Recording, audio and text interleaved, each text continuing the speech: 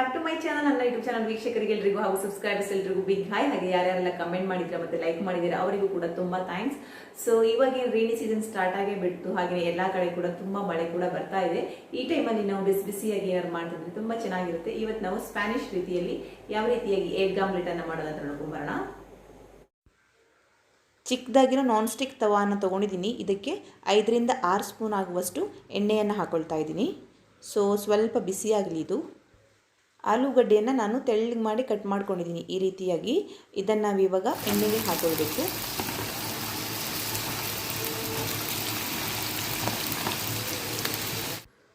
ಇದನ್ನು ಇವಾಗ ಸ್ಪೂನಿಂದ ಕರೆಕ್ಟ್ ಮಾಡ್ಕೊಳ್ಳೋಣ. ಅಂದರೆ ಎಲ್ಲದಕ್ಕೂ ಎಣ್ಣೆ ತಾಗಿ ಬೇಯೋ ಥರ ಇರಬೇಕು. ಸೊ ಆ ರೀತಿಯಾಗಿ ಮಾಡ್ಕೊಳ್ಬೇಕು.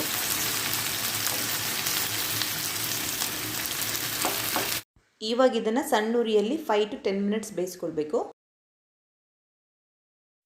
ಇವಾಗ 5 to 10 ಮಿನಿಟ್ಸ್ ಆಗಿದೆ. ಆಲ್ಮೋಸ್ಟ್ ಆಗಿ ಆಲೂಗಡ್ಡೆ ಬೇಯ್ದಿದೆ. ಇನ್ನೂ ಸ್ವಲ್ಪ ಇದು ಫ್ರೈ ಆಗಬೇಕು. ಹಾಗೆಯೇ ಸ್ವಲ್ಪ ಉಪ್ಪನ್ನು ಸಹ ಸೇರಿಸೋಣ. ಇದಕ್ಕೆ ಇವಾಗ ಕಟ್ ಮಾಡಿಟ್ಕೊಂಡಂಥ ಈರುಳ್ಳಿಯನ್ನು ಸೇರಿಸ್ತಾ ಇದ್ದೀನಿ. ಇದನ್ನು ಸಹ ಅಷ್ಟೇ ಒಂದು 2 ಮಿನಿಟ್ಸ್ ನಾವು ಇದನ್ನು ಚೆನ್ನಾಗಿ ಮಿಕ್ಸ್ ಮಾಡಿ ಮತ್ತೆ ನಾವು 5ರಿಂದ 10 ನಿಮಿಷ ಸಣ್ಣ ಉರಿಯಲ್ಲಿ ಬೇಯಿಸ್ಕೊಳ್ಬೇಕು.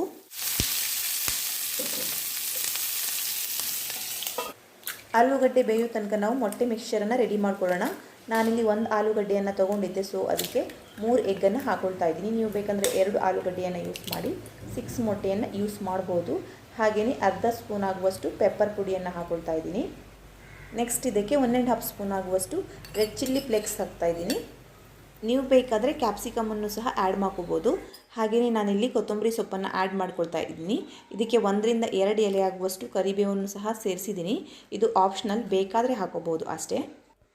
ಇದಕ್ಕಿವಾಗ ರುಚಿಗೆ ತಕ್ಕಷ್ಟು ಉಪ್ಪನ್ನು ಸೇರಿಸಿ ಚೆನ್ನಾಗಿ ನಾವು ಇದನ್ನು ಮಿಕ್ಸ್ ಮಾಡಬೇಕು ಈ ರೀತಿಯಾಗಿ. ಸೊ ನೋಡಿ, ಇವಾಗ ಆಲೂಗಡ್ಡೆ ಕೂಡ ರೆಡಿಯಾಗಿದೆ. ಕರೆಕ್ಟಾಗಿ ಬೇಯ್ದಿದೆ. ಕಲರ್ ಕೂಡ ಚೇಂಜ್ ಆಗಿದೆ. ಹಾಗೆಯೇ ಆನಿಯನ್ ಕೂಡ ಅಷ್ಟೇ ಸ್ಮೂತಾಗಿ ಬೇಯ್ದಿದೆ. ಇದನ್ನು ನಾವು ಇವಾಗ ಎಗ್ ಮಿಕ್ಸ್ಚರ್ಗೆ ಹಾಕಿ ಮಿಕ್ಸ್ ಮಾಡ್ಕೊಳ್ಬೇಕು. ಇವಾಗ ಪ್ಯಾನ್ಗೆ 1 ಸ್ಪೂನ್ ಆಗುವಷ್ಟು ಎಣ್ಣೆಯನ್ನು ಹಾಕ್ಕೊಂಡಿದ್ದೀನಿ. ಇದಕ್ಕೆ ನಾನು ಈ ಮಿಕ್ಸ್ಚರನ್ನು ಹಾಕ್ಕೊಳ್ತಾ ಇದ್ದೀನಿ. ಸೊ ಇವಾಗ ಇದನ್ನು ಲೆವೆಲ್ ಮಾಡ್ಕೊಳ್ಬೇಕು. ನೀವು ಸ್ಪೂನಿಂದನೂ ಕೂಡ ಮಾಡ್ಕೋಬೋದು, ಇಲ್ಲಾಂದರೆ ಹೀಗೇನೂ ಕೂಡ ಮಾಡ್ಕೋಬೋದು. ಸೊ ಲೆವೆಲ್ ಆಗಿದೆ ನೋಡಿ.